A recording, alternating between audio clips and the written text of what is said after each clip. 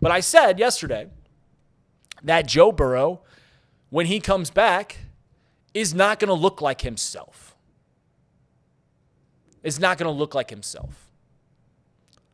He is going to probably not extend the plays as much as he had in years past. Is it going to look like a full-blown 42-year-old Tom Brady where he's just getting rid of it as quick as possible? He gets some pressure, he throws it away, and no, it's not that. But I thought that we'd see a little less heroics from Joe Burrow. Maybe we will, but Zach Taylor was asked by Paul Dehner, and this is a really good question from Paul Dehner. So here's the clip from the interview yesterday from Zach Taylor talking about this very specific topic. When you think about this injury happening to Joe and another injury you guys are dealing with, it, you have to organizationally start to rethink how you protect Joe and the way that you guys have gone about that. It's unfortunate that this happened. But again, that's part of football, and that's what's going to happen. Guys are in the pocket, guys are moving around. I don't know how a turf toe injury fully happens, how you got to get hit or stepped on. I know that potentially he could have been clean for 99% of the game, and the one play is where this happens. And so I get it. I understand where people are going to come from. It's going to be very attacking of us and our style of play. That's got us to a Super Bowl and an AFC championship and 2 division titles and won a lot of games for us. So we're always evaluating how we can protect our players and put them in the best position possible. So I take accountability for that. And if people want to blame me for putting them in a position, I'm fine taking that. But we'll continue to put the best plan forward to put Jake in a great position to go help us beat Minnesota. So in any part of life, Zach Taylor's saying that right there, that, that's how he plays. That's how the Bengals have played, and it's been successful in their history. That the extendability, that his playmaking ability is what makes Joe Burrow great, is what led to the Bengals making the Super Bowl, making an AFC championship game, and won a lot of games here in Cincinnati. And he's absolutely right.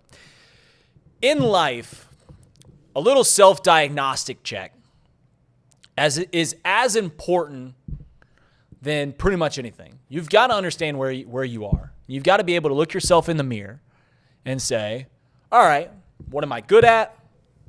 Where do I exceed? Where do I excel? And what am I bad at? Where am I terrible? I've done this time and time again, working here, both on the content side of Chatterbox, on the broadcast side of Chatterbox, on just the general as an employee. What am I good at? And about a lot of the time, it's I show up, I work hard every day. Like I will give you my time, I will give you my effort and energy. But I'll be honest, my attention to detail oftentimes is lacking. They ask you that on every job application. Well, what's your attention to detail? If I'm being an honest man, it's not very good. I tell my wife this. We've been renovating our house now for 3 years.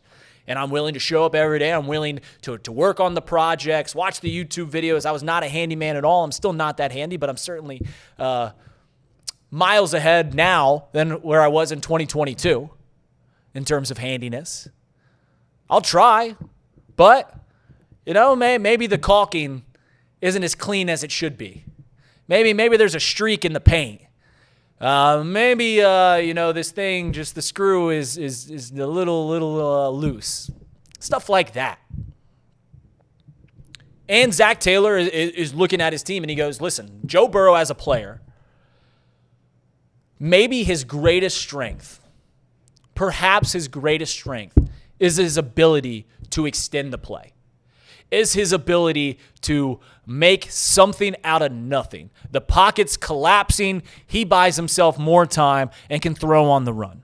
The only thing that even comes close to rivaling that ability for Joe Burrow is his accuracy, which is otherworldly. But his ability to extend the play. We talk about the great quarterbacks in the league, and he's not as athletic as Lamar Jackson or Josh Allen. He's not even as athletic as Patrick Mahomes, but he can extend plays, and that's what we're seeing at elite playmakers, is their ability to make something out of nothing. Now, the weakness on Joe is that sometimes those extended plays, he takes sacks. He takes more sacks than he should, and he's gone on record saying that. He doesn't mind taking a sack on a 3rd and 10 because, hey, you're going to punt it anyways, so why throw the ball away? We'll lose 6-7 yards and punt it away. He's not afraid to take a sack there. He's gone on record saying that, and that's the right way of looking at things.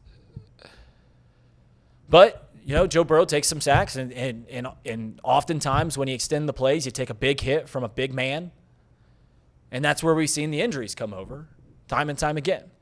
So when Joe comes back, whether it be in December or heaven forbid the start of next year, they're going to have to look themselves in the mirror and go, all right, is it worth losing a little bit of this escapability? Is it worth losing a little bit of your playmaking ability to protect you onto the field? I said it yesterday, I'm willing to work with 85% of Joe Burrow. But Zach is right in saying that the reason that the Bengals have won a lot of games over the years is because Joe is Joe. And are you going to take away what makes Joe so great? I don't know. I don't know that answer. It's gonna be interesting to see, no doubt about it. Can I see a hybrid to where, hey, Joe, you got free reign to make something happen late in the games, late in the halves, but early in the first quarter, early in the third quarter, let's just play a little more conservatively. Is there common ground here? We will see. So, Stone, we're here at the halfway point. Haven't brought you in all too much. Thoughts on the Mike White signing and the Sean Clifford signing?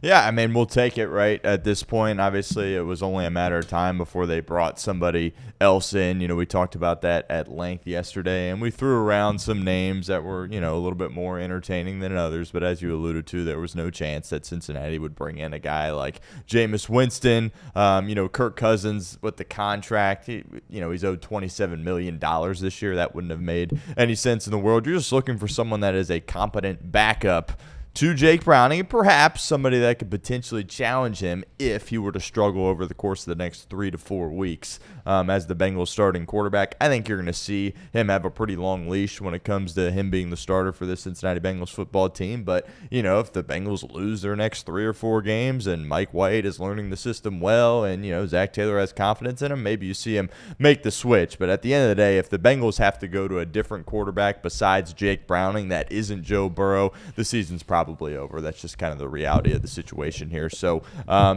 bringing in 2 guys, they fill out that quarterback room a little bit. You feel better, obviously, that, Brett Rippon probably, at some point is going to get unseated as the backup to Jake Browning. You bring in guys that have played a lot of football. Obviously, the Cincinnati connection with Sean Clifford, and as you alluded to, Mike White has played good football in the National Football League as a backup. He is now a Cincinnati Bengal, and I think that's certainly promising for this team. Do you think that So I said earlier in the show, I talked about how I thought it was always, a guy like Mike White, and you could throw out a dozen names, guys like Mike White that have, played. I don't know where Aiden O'Connell is, but a guy like that has started games and understands how to be an NFL quarterback, though his ceiling's very, very low. If the Bengals win 2 games in a row, let's say they rattle off a win here in Minnesota and they go to Denver and they're 4-0, and then Jake Browning takes he gets hurt for whatever reason. Am I crazy for thinking then, and I was just very hard on Bengals fans that were suggesting that they go get a Kirk Cousins or a Jameis Winston.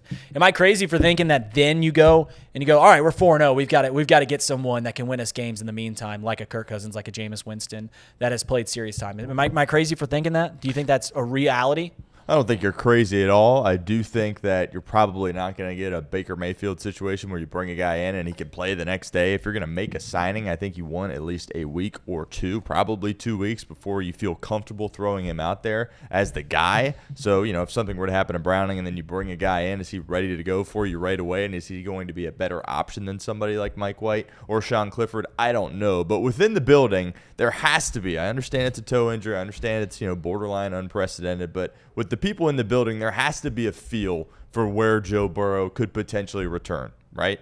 They're not going to tell us, right? Zach Taylor, he didn't even address it whatsoever, and I don't blame him whatsoever for kind of, doing it and handling it that way. But if they truly believe that there is a chance that Joe Burrow can come back this year, I think you will see them be aggressive if something were like that to happen with a Jake Browning injury, because you can't afford to punt on the season. Right? Yeah, if you're in a good spot, no doubt. You can't afford to do it. You have too much talent on this team. You went out and you gave Trey Hendrickson a raise. You paid T. Higgins and Jamar Chase, and you have a 2-0 record right now. So just because your quarterback is gone, it hurts to say. I think Zach Taylor probably was being a little bit too overly optimistic, but I mean, I can't fault him for that. What's he supposed to do? Go up there and say, yeah, we're 2-0, but we're cooked. We lost the best player in the NFL. No, he's got to spin it in a positive light. But, if something were to happen to Jake Browning, I think at that point you're probably in a situation where if you lose your quarterback and you lose your backup as well, you don't have too many Ohio State stories in the NFL where you're on a third-string guy and you can still have tremendous success in the postseason. So fingers crossed Browning is okay and he can play up to snuff as well.